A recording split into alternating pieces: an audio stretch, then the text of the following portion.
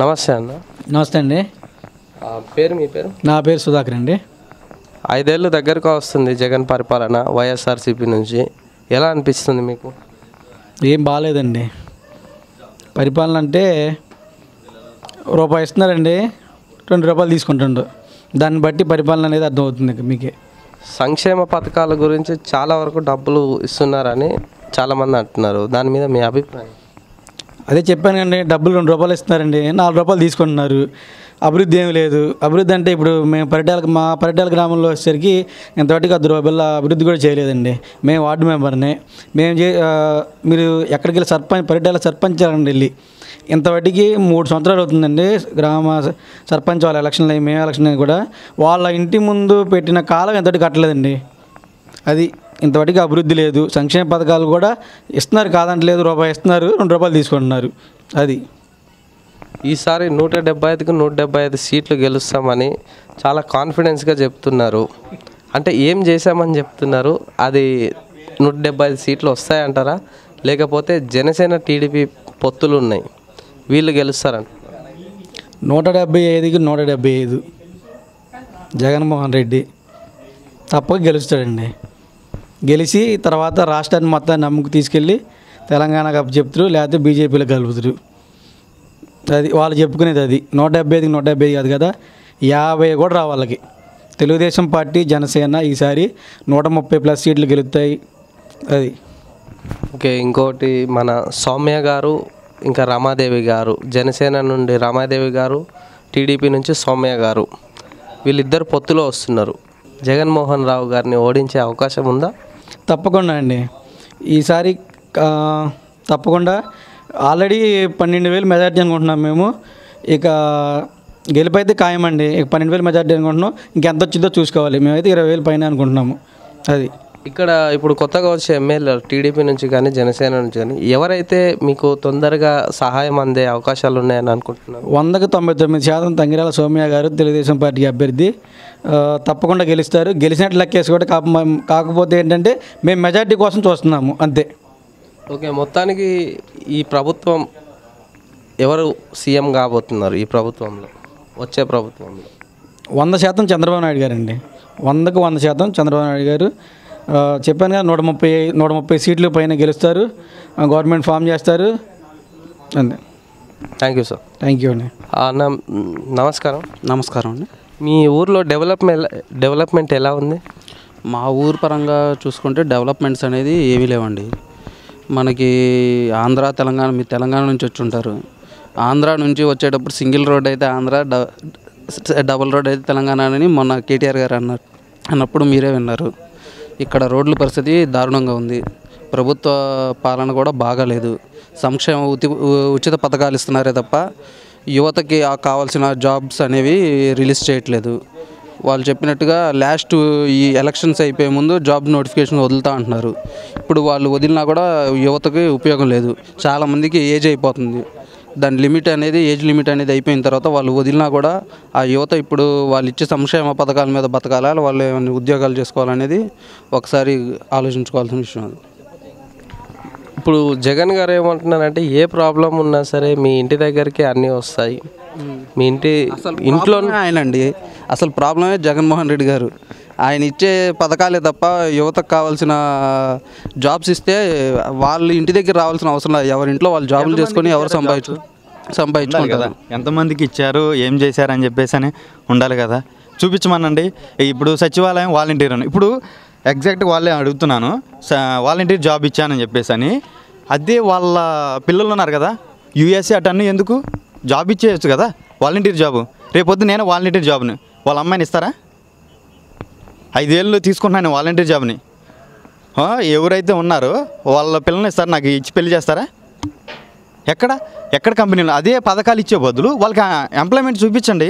అదే 10,000 15,000తో వాళ్ళ ఫ్యామిలీని రన్ చేసుకుంటారు. జాబ్ అనేది ఉంటుంది కదా. ఈ కంపెనీ జీవితాంతం చేసుకుంటూ ఉంటాడు. ఇతనే జీవితాంతం ఉండి డబ్బులు పంచుతూ ఉంటాడా? సోమరిపోతం చేయటం తప్ప ఏమీ లేదు. జనాన్ని డబ్బులు ఇచ్చా అని చెప్పేసి అని అన్ఎంప్లాయ్మెంట్ చాలా ఉంది. ఎందుకు రాజధాని ఎందుకు అని చెప్పేసి అంటే అదేం క్వశ్చన్. ఈ కూడి పెడుతుందా అంటే అదేం క్వశ్చన్.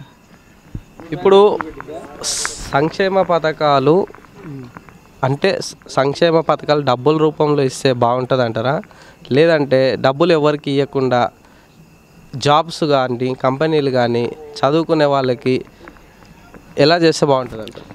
ముందుగా ఒక రాష్ట్రానికి రాజధాని అనేది ఏర్పాటు చేయాలి. రాజధాని ఉంటే డెవలప్మెంట్ వస్తుంది. డెవలప్మెంట్ ద్వారా జాబ్లు వస్తాయి, యువత బాగుపడింది, వాళ్ళ కుటుంబాలు బాగుపడతాయి. వీరు సంవత్సరానికి ఇచ్చే 5,000 10,000 పథకాల గురించి వాళ్ళ కుటుంబాలకి ఎలాంటి ఉపయోగం ఉండదు. ఇప్పుడు వీళ్ళు ఇచ్చిన 15,000 20,000 నెలసరి సరుకులకు చూసుకుంటే మనకి ఎంత పెరిగిపోయినా ఇప్పటికి తెలుస్తుంది. ఇలాగా వాళ్ళు రాజధాని ఏర్పాటు గురించి ఎలాంటి నిర్మాణం తీసుకోవట్లేదు. ఈ రాజధాని లేకుండా రాష్ట్రం ఏంటని చెప్పేసి పక్క రాష్ట్రాల వాళ్ళు చాలామంది ఎక్కిరిస్తున్నారు మనకి. దాని గురించి యువత గురించి జాబుల గురించి దేని గురించి పట్టించుకోకుండా వై నాట్ 175 నేను బటన్ నొక్కితే డబ్బులు పడిపోతాయి ఇదే కాన్సెప్ట్తో ఉంటున్నారే తప్ప యువతకి ఏం చేద్దాం అనేది మన సీఎం గారు ఆలోచించట్లేదు. ఆ ఎమ్మెల్యే గారు కూడా సీఎం గారు ఏదంటే అది భజన చేసుకుంటూ కూర్చుంటున్నారే తప్ప ప్రజల సమస్యల్ని సీఎం గారి దాకా తీసుకెళ్ళట్లేదు. అలాగే ఇప్పుడు టీడీపీ జనసేన వస్తే ఎంతో కొంత మేలు జరిగిద్దని ఆశిస్తున్నారు. మా ఏపీ మొత్తం కూడా ఈసారి జనసేన టీడీపీకి మద్దతు ఇస్తున్నారు. ఓకే, ఫైనల్గా జగన్ ప్రభుత్వానికి ప్రజలు ఎలా సమాధానం ఇస్తారు అనుకుంటున్నారు? ఓటు రూపంలో సమాధానం అనేది ఇచ్చి చూపిస్తారండి. ఈసారి వ్యతిరేకత ఎంత ఉందనేది రేపు రిజల్ట్లో చూస్తే మీకే అర్థమవుతుంది.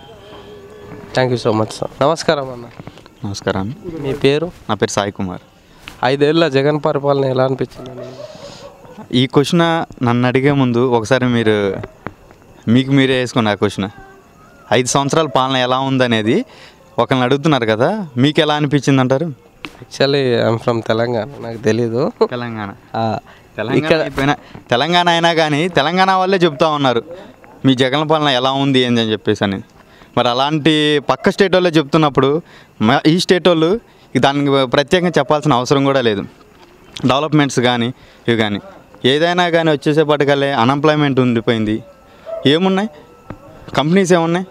ఎక్కడొచ్చినాయి కంపెనీలు? ఏ ఊర్లో ఉన్నాయి? ఎంతమందికి అన్ఎంప్లాయ్మెంట్ తీశారు?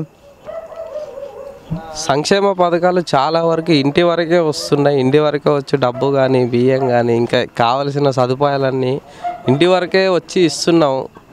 ఈసారి 175 సీట్లు కంపల్సరీ కొడతాం అంటున్నారు. దానికి మీరేమంటారు? అది భ్రమ, వాళ్ళకి సెల్ఫ్ డబ్బా అనమాట. నాకు నేను 175 కొట్టేస్తానని అంతే తప్పితే డెవలప్మెంట్ ఏదన్నా ఇంటింటికి వచ్చి ఇస్తున్నారని చెప్పేసి అంటే ఉచిత పథకాలు ఎందుకు? ఇప్పుడు నేనున్న డబ్బులు ఇస్తున్నా, ఎన్ని రోజులు ఇస్తాం డబ్బులు? నువ్వు చేస్తావా? ఎన్ని రోజులు ఉంటావు నీకే తెలీదు. ఈ 5 సంవత్సరాలు పాలించు, డబ్బులు ఇస్తే ఏమవుతుంది? సోమరిపోతవుతారు. దానివల్ల ఏమన్నా అభివృద్ధి ఉందా? ఏం లేదు. ఇప్పుడు మొత్తానికి ఇక్కడ పొత్తులో ఉన్నాయి 2, టీడీపీ ఇంకా మన జనసేన పార్టీ. వీళ్ళిద్దరు కలిసి ఇక్కడ ఎమ్మెల్యేని ఓడించే అవకాశం ఉందన్న పక్కా. అసలు వాళ్ళిద్దరే ప్రతి ఒక్క పర్సన్ ఓడించాలి, ఈ పార్టీని దించేయాలనే కాన్సెప్ట్లో ఉన్నారు ప్రతి ఒక్కళ్ళు. ఎప్పుడు ఎలక్షన్లు పెడతారా, ఎప్పుడు వీళ్ళ దరిద్రాన్ని మనం పోగొట్టుకుందామనే ఉన్నారనమాట. జనాలు పైకి కనపడట్లేదులే కానీ ఛాన్స్ వస్తే కనుక ఎట్లయినా 175 అన్నారు కదా, 175 వాళ్ళకి కాదు, ఈ టీడీపీ జనసేనకి ఇద్దామని చెప్పి అనే ఆలోచనలో ఉన్నారు జనమంతా. ఓకే, ఇప్పుడు టీడీపీ నుంచి సౌమ్య గారు, రమాదేవి గారు జనసేన నుంచి ఎవరైతే మీ ప్రాబ్లం తొందరగా సాల్వ్ చేస్తారని మీరు అనుకుంటున్నారు? పర్టికులర్గా ఈ పర్సన్ అయితే చేస్తారని చెప్పేది లేదన్న. సౌమ్య గారు ఎప్పటి నుంచో ఉన్నారు, కొంచెం రాజకీయం ఫీల్డ్ కూడా టచ్ ఉంది, ఆల్రెడీ ఎమ్మెల్యేగా చేశారు, ఎక్స్ఎమ్మెల్యేగా. కొంచెం అవగాహన ఈ రమాదేవి గారితో పోలిస్తే ఎక్కువ అవగాహన మన సౌమ్య గారికి ఉంటుంది అనమాట. అదా ఇద్దరు కలిసి ఏదైతే సమస్యలు ఉన్నాయో ఆ సమస్యలన్నీ తీరుస్తారు పక్కాగా. థ్యాంక్ యూ అన్న.